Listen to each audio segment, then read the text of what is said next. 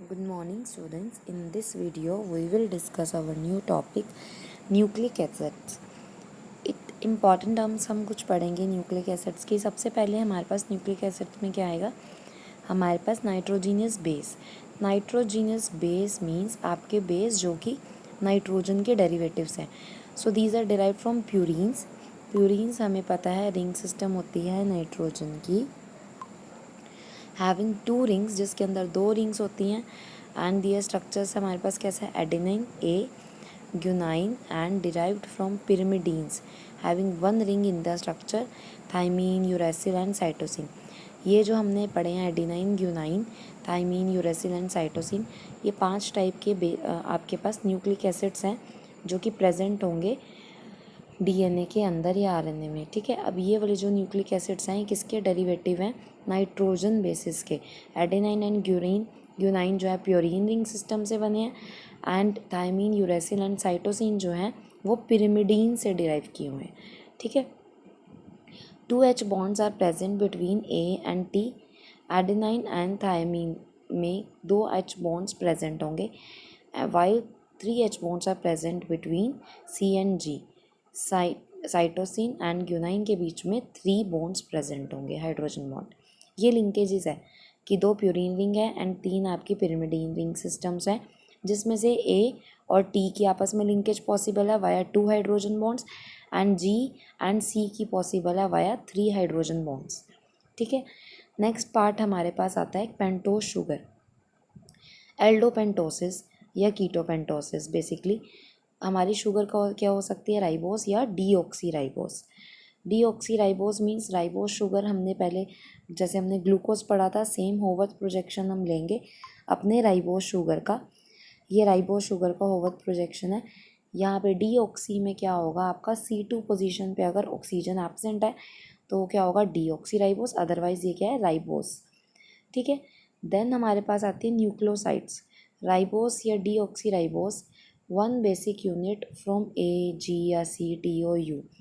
मतलब हमने क्या किया, राइबोस या डीऑक्सी राइबोस के साथ अगर हम एक यूनिट लेके चलते हैं आपके किसका, नाइट्रोजीनियस बेस का, तो उसको हम क्या कहते हैं, न्यूक्लियोसाइड. फॉर एग्जांपल हमारा ये इतना मॉलिक्यूल, ये हमारी राइबोस शुगर है और ये हमारा क्या है, प्यूरीन या पिरिमिडीन बेसिस. पिरिमिडीन्स में हमने पढ़ा था, प्यूरीन्स में पढ़ा था 2 रिंग्स होती हैं, ये हमारा 2 रिंग सिस्टम है.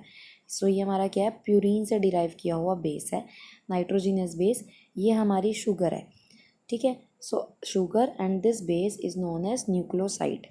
फिर आता है हमारा स्ट्रक्चर न्यूक्लियोटाइड्स का. Nucleotides consist of 5 carbon sugar होगी, जैसे इसमें राइबोस है, नाइट्रोजीनियस बेस होगा ये, एंड 1,3 फॉस्फेट ग्रुप होगा, वो ये हमारा ये रहा 1,3 फॉस्फेट ग्रुप. सो इन तीनों को मिला के हमारे क्या बनती है, न्यूक्लियोटाइड्स. देन हमारी आती है ribo nucleotides. Phosphate unit plus ribose plus 1 unit from किसी भी इसमें से एक भी बेस का, उसको हम क्या कहेंगे, राइबो न्यूक्लियोटाइड. मतलब ऐसी न्यूक्लियोटाइड जिसमें राइबोस शुगर है. डीऑक्सी राइबो न्यूक्लियोटाइड वो होगी जिसमें डीऑक्सी राइबोस शुगर होगी. ठीक है, सो ये कंप्लीट स्ट्रक्चर है हमारा न्यूक्लियोटाइड्स का. नाउ हम स्ट्रक्चर्स पढ़ेंगे डीएनए एंड आरएनए में. Nucleic acid is polynucleotides. हमारे पास न्यूक्लिक एसिड्स जो होते हैं वो बहुत सारी ये पॉलीन्यूक्लियोटाइड्स की चेन्स होती हैं. प्रेजेंट इन लिविंग सेल्स में भी हो सकती है वो, and bacteria cells having no nucleus, and in virus having no cells. ये फर्दर 2 टाइप की हैं, डीएनए एंड आरएनए. डीएनए में आपके पास क्या है, deoxy ribose nucleic acid. DNA plus water gives phosphoric acid deoxy ribose and this. Because अगर DNA की hydrolysis करेंगे, यानी कि हमारे पास एक बेस होगा डीएनए के अंदर, फॉस्फेट ग्रुप होगा, और हमारी यहाँ पे ऑक्सी राइबोस शुगर होगी. ऑक्सी मीन्स जिसमें ऑक्सीजन है, राइबोस शुगर होगी. अगर हम इसकी हाइड्रोलिसिस करते हैं तो ये ग्रुप यहाँ से ब्रेकअप हो जाएगा, एंड यहाँ से भी ये लिंकेज, दोनों लिंकेजेस ब्रेक हो जाएंगी, और आपके पास क्या मिल जाएगा, एक साइड से हमें यहाँ मिलेगा phosphoric acid deoxy ribose sugar, and ये हमारा बेस कंप्लीटेड. ठीक है, आरएनए हमारे पास किसके होता है, ribonucleic acid. That is हमारे पास फॉस्फोरिक एसिड मिलेगा, राइबोस शुगर मिलेगी, एंड एक न्यूक्लियोटाइड मिलेगा. So DNA and RNA are composed of thousands of these nucleotides. So these are polynucleotides DNA। So अब हमने पहला न्यूक्लिक एसिड पढ़ना है हमारा डीऑक्सीराइबोस न्यूक्लिक एसिड, जिसमें हमारी शुगर क्या है, डीऑक्सीराइबोस। इस ऑब्वियसली ये क्या हमने पढ़े अभी, पॉलीन्यूक्लियोटाइड चेन्स हैं, ये बहुत सारी चेन्स होती है अमीनो एसिड्स। और इसमें क्या है, right handed helical spiral structure होता है, जिसके अंदर एक स्पाइरल के अंदर कितने बेस आ जाते हैं, 10 बेसिस आते हैं। मतलब हम इनका क्या साइज़ होगा, इनका कुछ साइज़ इतना होगा कि जब ये एक स्पाइरल टाइप स्ट्रक्चर है, स्पाइरल स्ट्रक्चर के अंदर हमारा एक राउंड के अंदर 10 बेसिस आ जाएंगे, AGCT, ये वाले जितने भी हमारे हमने प्यूरिन्स या पिरिमिडीन्स के बेसिस स्टडी किए। देन हमारे पास 2 चेन्स होती हैं ये, और ये कोइल्ड अप होती हैं और हेलिक स्ट्रक्चर बनाती हैं ये, जो आपस में पैरेलल रन करती हैं, यानी कि कुछ इस तरह से कोइल्ड होंगी और अपोजिट डायरेक्शन में पैरेलल कैसे जाएंगी, जब ऐसे होंगी। तो ये कैसे बन गया, 3 डायमेंशनल हेलिकल स्ट्रक्चर बन गया एक। सो RNA के स्ट्रक्चर में क्या होगा, RNA के स्ट्रक्चर में 12,000 न्यूक्लियोटाइड्स होती है हमारी, क्योंकि हमें पता है ये न्यूक्लिक एसिड क्या है, पॉलीन्यूक्लियोटाइड्स। तो कितनी होती है इसके अंदर, 12,000 nucleotides. And it can base pair, basis के जो पेयर्स होते हैं आपस में, हमने भी पढ़ा था हाइड्रोजन बॉन्डिंग में होते हैं ये, आपस में ये चेन कनेक्ट कैसे हैं, तो थ्रू हाइड्रोजन बॉन्डिंग। ए की बॉन्डिंग किसके साथ होगी, T के साथ, और G की बॉन्डिंग किसके साथ होगी, C के साथ। और A एंड T के बीच में कितने हाइड्रोजन बॉन्ड्स प्रेजेंट होते हैं, 2। G एंड C के बीच में कितने हाइड्रोजन बॉन्ड्स प्रेजेंट होते हैं, C। तो इन बॉन्डिंग्स के थ्रू, इन हाइड्रोजन बॉन्डिंग्स के थ्रू ये दोनों स्ट्रैंड्स आपस में इकट्ठे रहेंगी, एग्जिस्ट कर पाएंगी together and run in opposite directions में रन कर पाएंगी।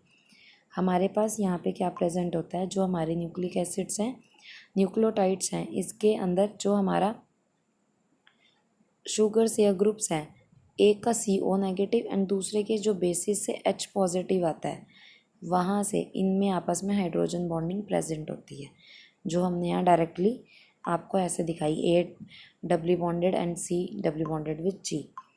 सो यहाँ पे हमारे पास क्या है, DNA and RNA heterocyclic basis है, हमें पता ही है, that means basis contains other than the rings of basis contain other than carbon atom.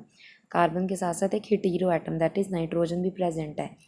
Phosphate ester linkages हैं एंड C1 एंड C5, ये तो हमने अभी देखा स्ट्रक्चर में।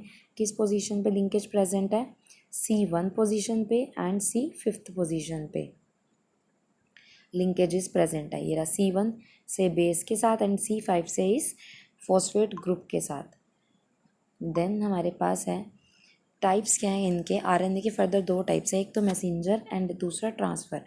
Messenger RNA mRNA, it is produce in the nucleus and carries information for the synthesis of protein, कि उसको protein कैसा सिंथेसाइज करना है ये इन्फॉर्मेशन लेता है और जाके न्यूक्लियस को देता है।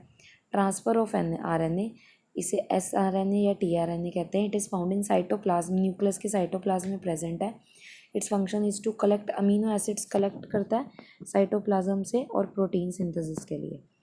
फंक्शंस क्या है न्यूक्लिक एसिड्स के, ये क्या करते हैं, प्रोटीन सिंथेसाइज करते हैं, प्रोटीन्स की सिंथेसिस न्यूक्लिक एसिड से होती है, और ट्रांसफ़र करते हैं जेनेटिक इन्फॉर्मेशन, सारे हेरिडिटी कनेक्टर्स। इसकी कुछ इंपॉर्टेंट टर्म्स है, रेप्लिकेशन क्या होता है, it is the process in which a molecule of DNA can duplicate itself, और एक किसकी हेल्प से होता है, RNA की, क्योंकि RNA ही सारी इन्फॉर्मेशन मैसेंजर की तरह जाके देता है आगे। टेम्पलेट्स होते हैं, it means pattern, the process of replication of DNA, the parent strands serves as template, जो पेरेंट स्ट्रैंड होती है जिसको हम कॉपी करेंगे उसको हम क्या कहते हैं, टेम्पलेट। जीन क्या एक पोर्शन है DNA की जिसमें इंफॉर्मेशन कैरी होती है। जेनेटिक कोड क्या होते हैं, particular amino acids and nucleotides के जो ट्रिपलेट जेनेटिक कोड है, मतलब बेस पेयर्स होते हैं, पहले A है, हर किसी में G है, फिर C है, या इनकी सीक्वेंस ऐसे पर्टिकुलरली चेंज होती रहती है। किसी की DNA में पहली बेस कुछ और होता है, दूसरा कुछ और होता है, तीसरा न्यूक्लिक एसिड कुछ और होता है।